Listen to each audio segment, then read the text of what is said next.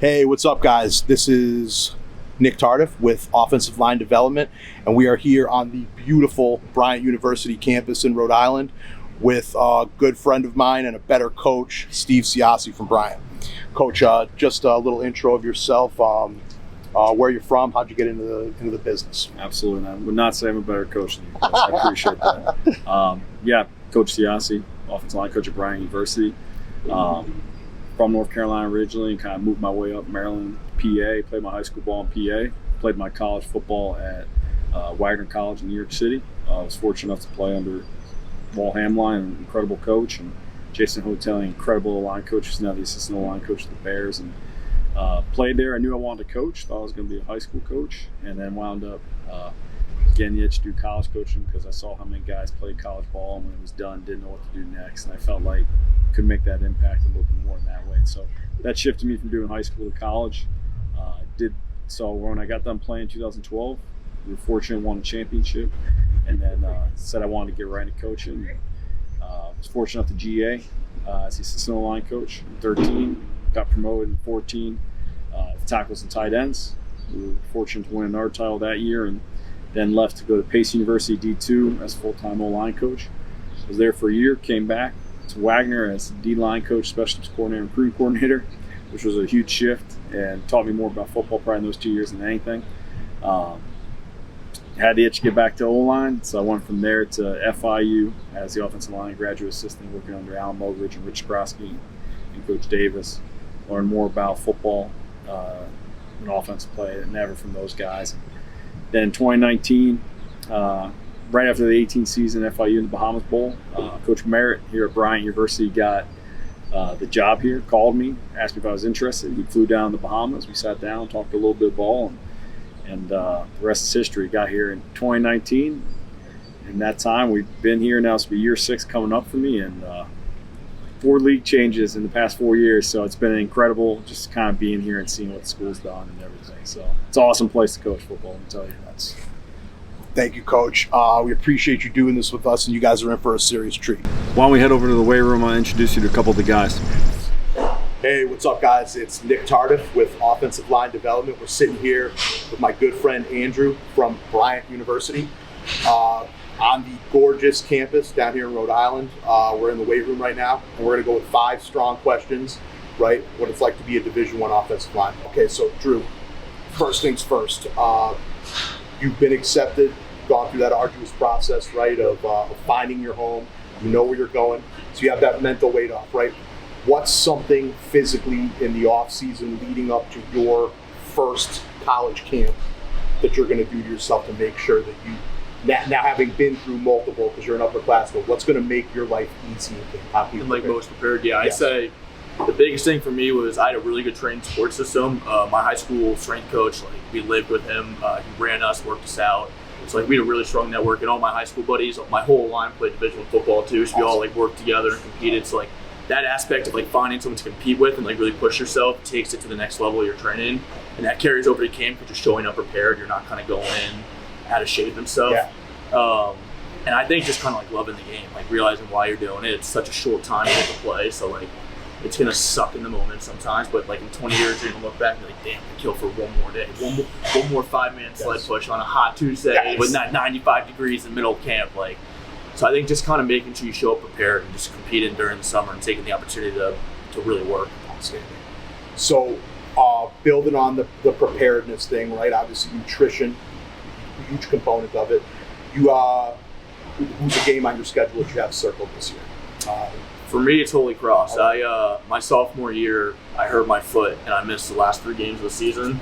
And Holy Cross is a big one for me. That was a game I was really looking forward to, and I missed it. So we had them at home. It's homecoming, so that'll be outstanding. That'll be outstanding. So you let's talk about the night before the Holy Cross game into the morning of the Holy Cross game. What are you putting in your body to fuel?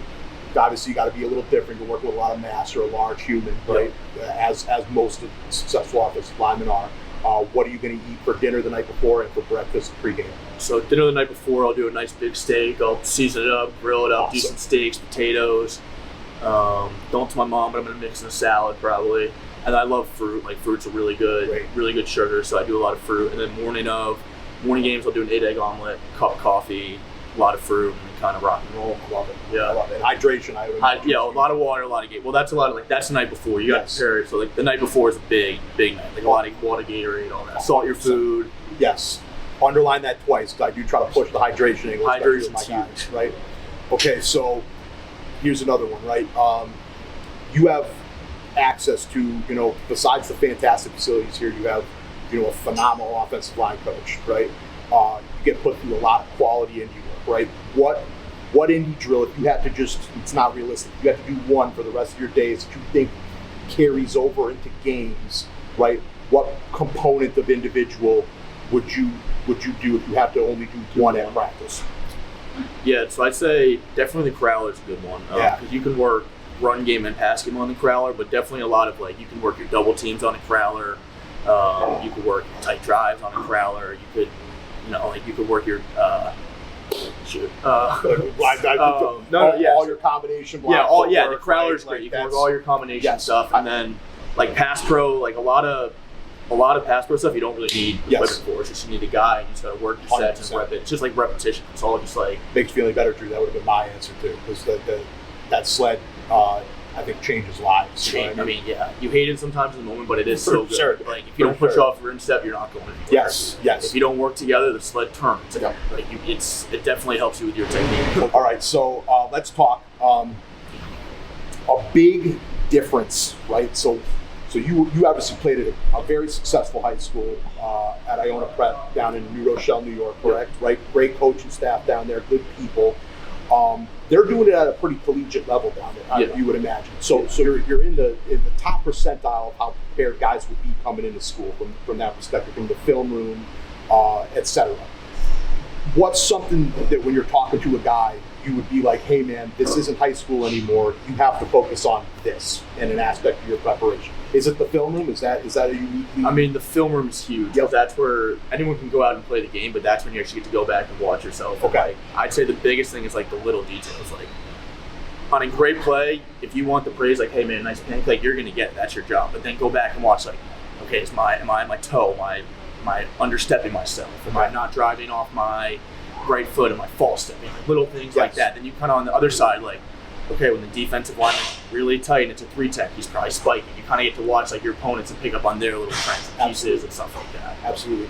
Okay, so for the guys out there, what's your going into a film session checklist? What are you bringing with you? So we always have a water bottle, always have a pen and paper, no computer, no phone, everything's handwritten. And then we're always sitting next to so I always sit next to my left tackle. And we always sit there and we're watching film, hey, let me get this right down. You see his right hand, he's a left-handed guy now. He puts his right hand down, just gets slants inside. When the linebacker's stacked on him and his left hand's down and his right foot's back, they're gonna do a little piracy, whatever it is. Yes. It's kind of just picking out those little details that you can't see just going in there and watching a game, but you actually have to sit down and analyze it. Details, guys. I'd say kind of going back to your point, what makes you prepared. It's a way faster game when you first come in, but you get used to it. And then the little things, because if you're a high school football player getting recruited, you can hit somebody, you can move somebody. So how you separate yourself is focusing on those little details and just trying to consistently grow. Beautiful. And my last thing for you today, little less O-line centric, but we've obviously all been through camps, right? Camp, it's dog days, it's hot. A lot of guys are experiencing something for the first time in their lives, right? A lot of guys have been through camps, but it can be uniquely difficult for different people, right? So when the days get a little dark and they get slow and maybe you don't feel like what you have middle what week takes, 3, right? dog days. Exactly. What are you telling to a guy who could be an underclassman, right? Could be somebody you've known for 2-3 years, right? What are you saying from a camaraderie standpoint that's keeping them in the game and keeping them charging? Yeah, I mean, lean on your brother. That is one thing I will say about Bryant is our culture and our team is a brotherhood. That's something that when I first came in here wasn't always like that. Yeah. The seniors tell me when I came in here we didn't even know the defensive guys' names. We didn't talk to them. And now the guy I work with is defensive and then I go against every day and we beat each other up and we talk so much smack, but we're brothers in the day. And just kind of lean on your brother. We all live in the dorm together, so we're all brushing our teeth in the morning. You see how tired everyone is. Yeah. So just kind of bring the energy. People, even if it's fake, we always try to bring the energy because you feed off that. And call your parents. That's hey mom, I love you, I miss you. Football sucks. It's going really good. I love it. And then be yeah, I'll talk to you later. Beautiful. Just kind of like keep in touch with your folks and lean on your brother. That's what it's all about. It's outstanding. These guys got a treat today, bro. You did an absolute bang-up job, man. I would expect nothing less from a Bryant guy.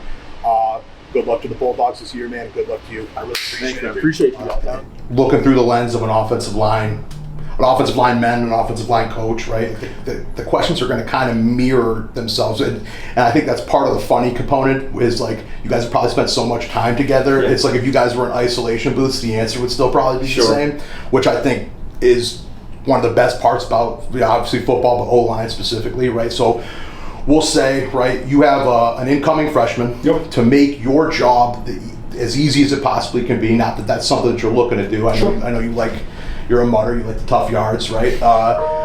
What can a guy do who is through the admissions process? He has accepted the offer to come to Bryant University. He's going to play for it in the fall.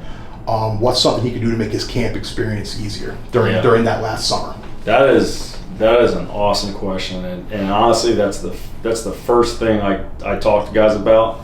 Just from my experience, like the biggest mistake I made when I went into college as a freshman was like I looked at the roster and I was like, oh my god, everyone's over 300 pounds or 290 or 320, and most of that's not accurate. You know, the kids inflating. So my focus as a going into my freshman year of college is to get really heavy, and I came in and failed the first conditioning test and spent my first 2 weeks of camp in dawn patrol in the morning. That was my intro to college football. And so what I tell the guys is, okay, so you sign with Bryant, you're coming here. First thing I do after signing day is all those guys get like our drill video. So like I tell them, I said, it's not going to look perfect. I'm not there to coach you, but like I want you to see the drills we're doing. I want you to understand them, and don't be afraid to film yourself and send it back to me so I can kind of correct it. So I send that to them. They get the workouts from the strength coach after they graduate. That's an NCAA rule. So like they can't have a workout per se from us, like strength conditioning wise. But the big thing I tell them in the summer is the conditioning matters more than the weight room. And I know it sounds crazy, but like you can come in and your legs can be fried by the end of the first week. 'Cause the volume we're just going to do is just so much more than high school. Right. And so I tell the guys it's better to come in a little lighter and more athletic, because the speed of the game is way faster. And if you're more athletic, you'll catch up to the speed of the game and the strength will happen naturally. Some guys now, I will say, like, more and more every year high school freshmen are coming in and they're stronger than ever. So like I think it's a testament to you and high school coach. I mean that, like, where kids are coming in more ready for camp. Like when I first started coaching, it was kind of like you almost assumed every freshman was going to redshirt. Andrew, who you guys like talked with, like I've had multiple guys the past few years, especially the new redshirt rule being that you can play 4 games. Yeah. Where I've played freshmen, and they're ready, they're going to go. I don't care who's the starter, I really don't. But so that I really, to go back to it, I hammer it home, come in athletic shape. The strength portion, that's why we pay a strength coach. You're going to get bigger, you're going to get stronger. Make sure you're working out and all that, but come in shape to be able to run and do stuff. So that's the biggest advice I can give, I think. I love it. So, and then flexibility. Everyone thinks they're flexible. My goal for all my O-linemen, my goal is when you leave here is to be able to do a split. I hold myself to that. I was able to do that by the time I was done playing in college. I cannot do that now. Don't even try to get it on film. I'll kill myself if I try to do it now. But I tell guys that's the goal. That's how flexible your goal should be. So you can't do enough yoga, stretch, stuff like that going into your freshman year. I love it. I agree wholeheartedly as well. So let's talk about high school level coaches, even college level coaches, youth level coaches. Everybody can take something away from this, right? What is something, and this is you're on Twitter. The O-line Twitter world is a huge monster and it's outstanding, So when you're seeing drill work or when you're scouting tape, what do you think is something that you see undercoached? I'm talking about as elemental as whatever you think it is. If you think that it needs to be bare bones or something more detailed, what do you see that's undercoached in O-line? To me, the biggest thing is footwork before contact. A lot of guys I see in high school and even in college film, when I watch guys, you see a lot of guys that are reaching to make contact rather than their feet get them to where they're at. And I think we're so eager to have the violent nature of the position. Yeah. We love knocking people to freak on the ground, right? I love that. I think I see that a lot on film and high school kids, but even bad college O-lines. The best college O-lines that I watch right? Like there's so many freaking good coaches in this profession that I'm striving to learn under and study under. When you watch them, their guys' feet are like impeccable. Like they know how to put themselves, whether it's run or pass, in positions to block people. And I see a lot of like reaching in high school, and like I said, even in college. That to me is the most undercoached thing. And I learned that from Coach Mogers, who I GA'd under. Like, we don't do any contact the first like 2 weeks of like when they get back in the winter. And then like now, even in the summer, when they came back in the summer, the first 2 weeks while we were in India, I was like, we're not striking stuff. Like we're gonna work feet. You gotta learn how to do it. And you gotta reteach. Every time you think they know how to do it, like when we got back about 4 weeks ago, like our footwork looked terrible. We've been doing all spring. They were gone for about 3 weeks. And that's okay. Like that's literally okay. Like, and just getting them to understand it is thousands of reps. If you want to be a good pass pro, you gotta do thousands of kicks. Run game power, thousands of trigger lead steps. So like I'm a big believer in the footwork part. Feet before contact. Oh, just like that's a concise way of saying it. Right? And I think it resonate with the high school guy or anybody, you know. So to the flip side of that, and it's not to you know what, if I'm showing it, call me on it. When you're looking at stuff, what do you think is all for naught? Like, right, so practice time's expensive. What do you think people are wasting their money on the practice plan in the O-line world? The biggest thing that I take away, again, this just kind of goes from experience watching other people. I think if your walkthroughs aren't intense, like if you come out there and the walkthrough is like, okay, they give 5 guys on defense and guys are just walking around, it's not full speed. Get drill work done. Like get technique work done. Yeah. Like I tell the guys, like I'm not going to kill them in walkthroughs, but we're going to, like I want it to be fast. And I watch guys that are really good at it. Like when I go visit other people, like guys are firing off the ball. Like Gordy down at UConn. Like, you watch those guys, like how they run their outside zone or wide, however they call it. Like their walkthroughs, they're sprinting their combos. It's awesome. Like I'm taking notes, like because like that's how it should be. And the guy I worked under at FIU, Coach Skrosky, like he was the one that really taught that to me. It was like everything should be full speed. Like it was. I always kind of view all through kind of like, hey, we're gonna go out there. It's like low key, communicate, talk, like in between reps, all that. So that's a big thing for me. And then the other thing I take away from it is every good O-line coach that I've gone and studied under, when there's special teams something done, the O-line's doing Indy. They're doing something. There's not like you go to any practice of college football in most programs. There's going to be some type of special teams period where there's guys not doing stuff like other positions, but you'll see the O-line unit in the corner doing work. Yeah. And like to me, that's like I tell the guys, there's never a period off for us. There may be a period where I slow things down, where we do a little less tempo. Like sometimes in our drill work, you'll see like 2 guys are up and like 10 guys are behind. And I've had people ask, like, why don't you have like 5 sets of 2? And I'm like, because sometimes you don't need to burn the legs to death. Right. But there's intent to what we're doing. So the reps don't have to be that heavy, but the guys, when we're doing the reps, they're getting good reps. So those would be the things. And are you guys, as far as the pace in those periods go, are you using like catapult monitors to figure all that out? Absolutely. And the practice plan reflects that? So we have the catapults. Coach Beach, our strength coach, does a great job. We get that data like immediately after practice, like an hour afterwards, and I look at that. So like I'll look at for our gap scheme, like the angle drives and gallops. So like uncover guy on our combos. When we're knocking the hip, I'm a big believer body on body is the best way to teach stuff.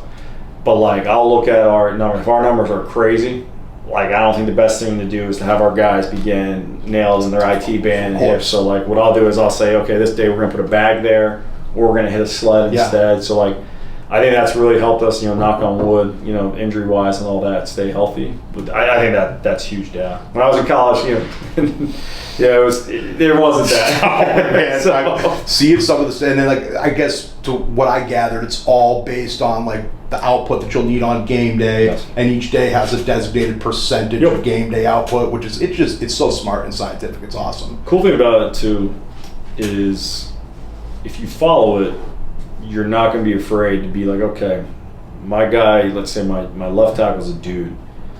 Well, if he goes down, how good is your backup left tackle? So if you follow it, you're going to say like, okay, well, you know what? I can give the backup left tackle more reps today, and they can go in and play. And I'm a big believer in playing 8 guys a game. So like if we have the numbers to do it, which we've been fortunate the past few years, like I want to operate like hockey. Like I want, if you're my top 2-3 guys, I'm not going to take you out unless you say I need it. If you're even with the guy, I'm going to split the reps. And you feel like that you're seeing dividends from that? Yeah, that's just when a guy gets banged up, like last year, like past 3 years. Again, knock on wood, we've been fortunate. We've lost guys for a couple of games. Yep. Like rolled ankle, whatever, but they come back in a few weeks. But like the next guy just steps in, and you're able to kind of keep the pace going. I think it's awesome. If you got the depth to do it, and where it really helps, I think young guys, when they see that they can play, are gonna be more invested, rather than saying, okay, I'll wait till my junior year. Oh well, hands down. So I'm a big fan type of it. Thing. Yes. To that end, right, a little bonus question. How many guys are snapping for you at a practice? I want every one of our O-linemen to snap. And you would feel comfortable getting everybody in a game? No, so I'll be completely honest. Like I would feel like if we have 14 guys on scholarship, I'd feel comfortable with 7 of them. Like, awesome. But I feel that like if you ever were like emergency down the road, you could put someone in there and hide it. You could like get by in a game. And the other thing too is I tell all of them, the first thing every NFL scout's going to do, they're gonna have you snap in pro day, right? Or 6-7 tackles. Like I tell those guys, I'm like, they're gonna make you snap still. Like as a Division I lineman, sure. like if you're not a top 3 round pick, they don't care that you didn't play center. They want to see it, and so we teach them all. Are you spiral or dead? Okay, so pretty simple. I use this. My in-laws got me. This is a little gift. Yep. So if you can, and don't zoom in too much because I can't throw football for crap. Right? If you can throw naturally, I have them snap regular. Yep. If it looks terrible, I just have them dead ball. Cool. So that's how I base it. I have them all do it. I tell them be comfortable with it. I think the dead ball is probably easier to teach. I don't know if anyone in the NFL is dead ball, so I don't know if they like it. I know I know the quarterbacks are a little more. They want a certain way. Those guys, so set in their ways for sure. But I saw I saw Harbaugh coaching up, so I know Michigan went to a dead snap because I saw Zinter snapping a little bit before the spring game. But that's how I base it. I just have them all lined up in a row and just throw a ball at each other. Actually, it's just like super easy. I might tell them if it's like guys, just dead ball. Awesome, it's so much easier. All right, I guess back onto the tracks of this conversation here. Unrealistic situation. You get one indie drill. Yep. And I'll even make it simpler. One in the run game, one in the pass game. Sure. And if your answer is you would forego it and take 2 in the run game, I would accept that too. Sure. You can only live in one indie drill, run, pass, or any combination, hereof. But what do you pick? What do you think? Let's give you the most bang for your buck. I'm going to cheat this answer. Yeah, I love it. That's we're going to work twist pickup because we can cover all the indie techniques in it, but also work group work, and we're going to work combo work. So I can teach all the individual steps along with it. If that was your death row answer, you would live to play another day because you would be able to win football games on Saturdays. Correct. If you want me to deconstruct it more, if it had to be a one-person thing, I would do our sort drill in pass pro, which is, let's say I'm in left stance, left tackle, 3 guys. First guy rushes, I'm working my kick, punch, snap, thumbs up, post, redirect, punch, kick. The third guy goes straight down the middle. Bull rush. I have to anchor because then I'm working my kick, my pulse, I'm working my extension, but I'm also working my anchor versus power. And while I had just going off on tangents has been the name of the game. How are you stopping the bull rush? When you say anchor? I think the biggest thing is you got to win first contact with the hands. You can't, if you allow them here, it doesn't matter. So I teach flat the feet. And re-engage. And what I tell them is at some point, I'm old school. And what I'm learning now is, I'm 34, which I didn't think it was old, but like half my guys haven't seen 300. So I'm like, dang it. So I can't use this reference many more years. But I always tell them it's like the dudes that are getting pushed off the cliff. There's two times in that movie, right? Persians are getting pushed off the cliff, and then the Spartans, when they try to knock them out of the valley, they hold their ground, they anchor down. So I say that you can be one or the other. And so I say when you get bull rushed, when you anchor, it's double flop, both feet in the ground, sink the hip, and then the second you feel them start to slow, you got to thrust your hips forward. Right, and I don't teach roll the hips all the way in the run game. I said that's where you got to roll it and try to just stalemate and then reestablish position. But the only way to do that, I think you still have to win first contact in the bull. If you take them on here, you're in trouble. If you take them on here, listen, they're powerful. It's gonna collapse it, but you've slowed them down just a little bit. So that's how I teach them. So good eyes would help to not give your chest up. 100%. And eyes are obviously something everybody wants to coach more. I know I 100%. scrutinize myself on that. Feet, eyes, and then hands. Yep. As far as the 300 reference, I feel like Coach McNally would be happy with the Spartans. There's some brace leg action going on there, right? Absolutely. Thank God for him, man. All the knowledge he's putting out there has been awesome. Oh yeah, he's awesome, man. He's I'm like in bed late at night. My wife's like, "Why aren't you going to sleep?" I'm just like bookmarking.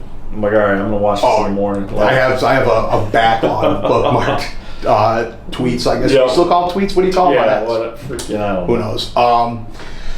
So just to harken back on a thing that you mentioned, you're talking about hip hinge, right? Something that's a little hot in the O-line Twitterverse right now. You're saying you're keeping hip hinge through your run game. Yeah, you want it. So talk to me. If you want to elaborate a little on it. So I tell them like, okay, playing wise. If like I was, early on, when I was younger and in high school and all that, even early in college, it was kind of taught like we were going to fit in here, right? You would be like 90 angle fit in, and you would drive, and then roll the hips at the end. Then I was, I learned under John Strollo and then Coach Strauss and Coach Mo.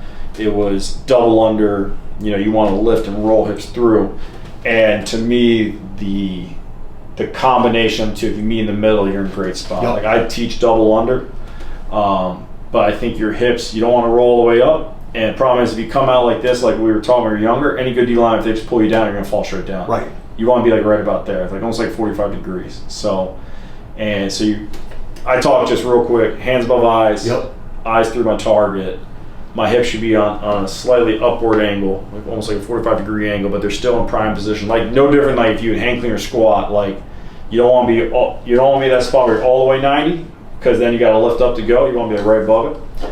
And then as you drive them, the further into the block you go, the less the base matters to me. The speed of the feet matter.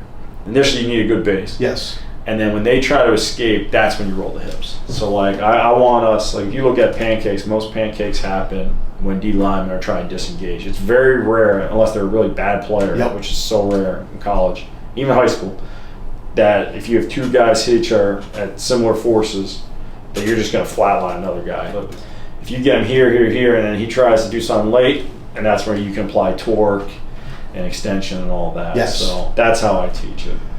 Shoot, Coach, we could be here all day. It's something that I've been wrestling with, the base of feet as opposed to the running of feet. And I think as speed increases, base narrows, 100%. right, naturally.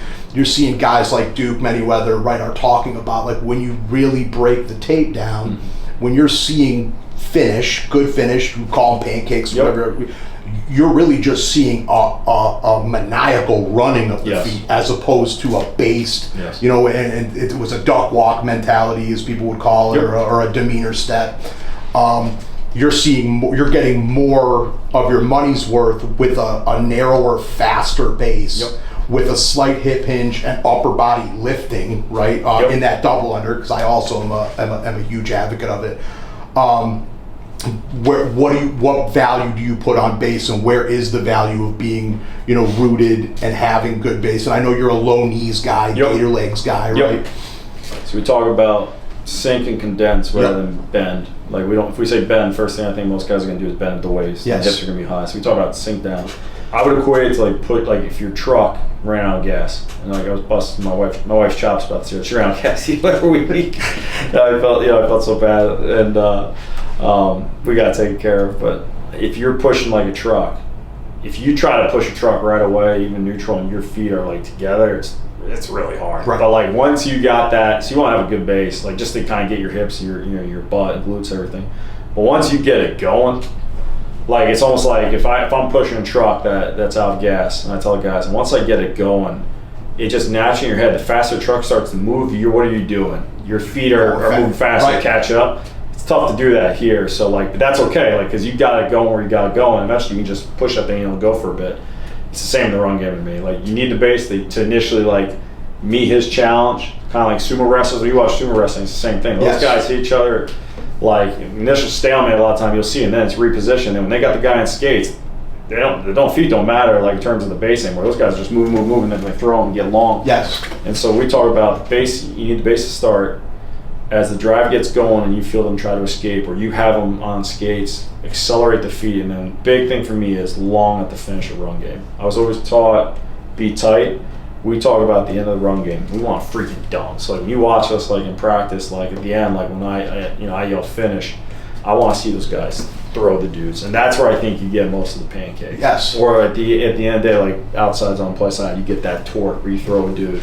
Like, okay, he's fighting the reach, he wants to play D-gap, good, let him throw his ass out to the sideline. Great. So That's great. That's great. that's how I would equate it. Yes. Long to finish is awesome. Something I hadn't even thought about. Yeah. The $1 million question.